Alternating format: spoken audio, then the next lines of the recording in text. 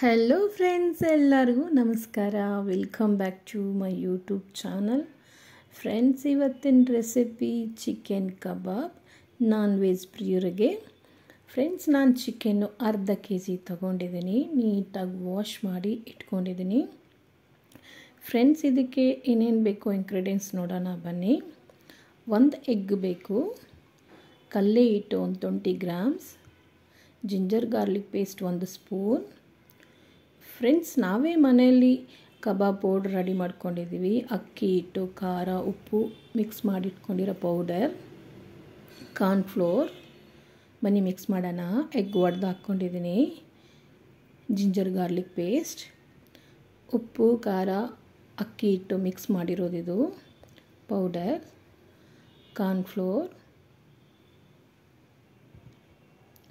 ಕಲ್ಲೆ ಹಿಟ್ಟು. ಇದು ಚೆನ್ನಾಗಿ ಮಿಕ್ಸ್ ಮಾಡಬೇಕು.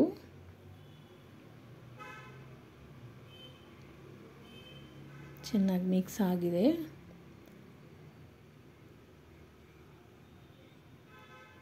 ಈಗ ಚಿಕನ್ನ ಚೆನ್ನಾಗಿ ವಾಟರ್ ಇಲ್ಲದೆ ಹಿಂಡ್ಕೊಂಡು ಹಾಕಬೇಕು ಇದಕ್ಕೆ.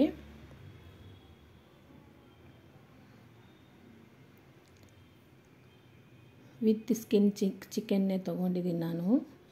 ಚೆನ್ನಾಗಿ ಮಿಕ್ಸ್ ಮಾಡಿದಾಗಿದೆ, ಮ್ಯಾಗ್ನೇಟ್ ಮಾಡಿದಾಗಿದೆ.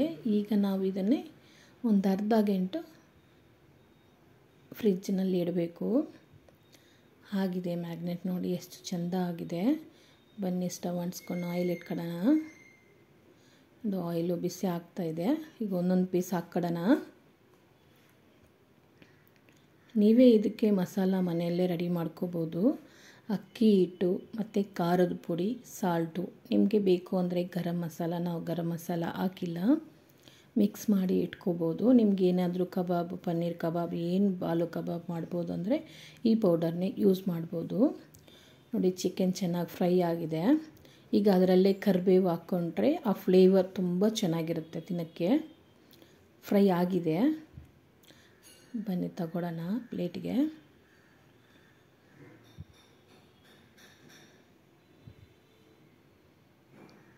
ಎಲ್ಲ ಆಗಿದೆ. ಫ್ರೆಂಡ್ಸ್, ನಿಮಗೂ ಇಷ್ಟ ಆಗಿದ್ದರೆ ಒಂದು ಸತಿ ಟ್ರೈ ಮಾಡಿ, ಲೈಕ್ ಮಾಡಿ, ಶೇರ್ ಮಾಡಿ, ಸಬ್ಸ್ಕ್ರೈಬ್ ಮಾಡಿ ಫ್ರೆಂಡ್ಸ್. ನೋಡಿ, ಟೇಸ್ಟ್ ತುಂಬ ಚೆನ್ನಾಗಿದೆ. ಬಾಯ್.